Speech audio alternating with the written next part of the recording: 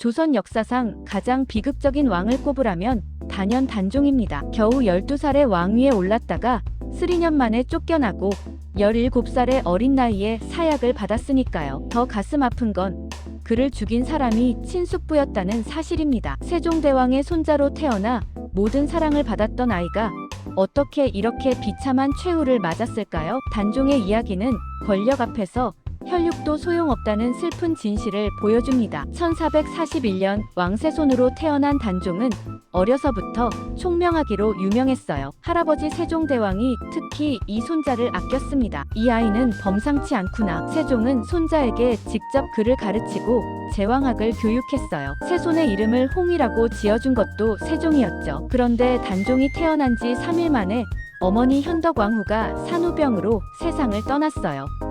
어머니 얼굴도 제대로 보지 못한 왕세손이었습니다. 그래서 더욱 할아버지 세종과 아버지 문종의 사랑 속에서 자랐죠.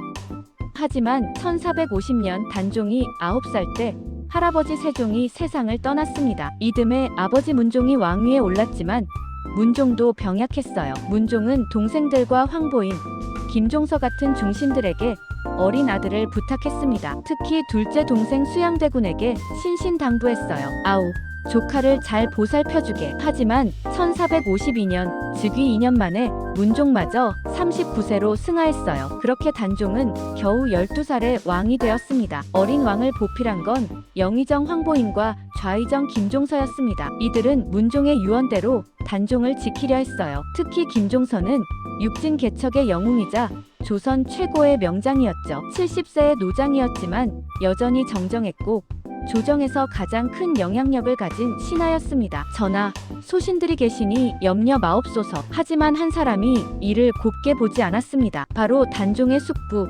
수양대군이었죠. 세종의 둘째 아들인 수양대군은 능력도 뛰어나고 야심도 컸어요. 수양대군은 점점 불만이 쌓였습니다. 게다가 셋째 동생 안평대군도 눈엣 가시였어요. 안평대군은 학문과 예술에 뛰어나 인망이 높았거든요. 형님이 계시는데 내가 왕 노릇을 못할 이유가 뭔가? 수양대군은 한 명의 권람 같은 책사들과 모의를 시작했어요. 1453년 10월 10일 수양대군은 마침내 반란을 일으켰습니다. 김종서의 집으로 쳐들어가 직접 쇠몽둥이로 70세 노신을 때려 죽였어요. 황보인도 잡아 처형했고 경쟁자였던 동생 안평대군마저 죽여버렸습니다. 이것이 바로 계유정난이에요. 단 하루 만에 조정의 권력 구도가 완전히 바뀌었죠. 어린 단종은 궁궐 안에서 벌벌 떨며 이 모든 일을 지켜봐야 했습니다.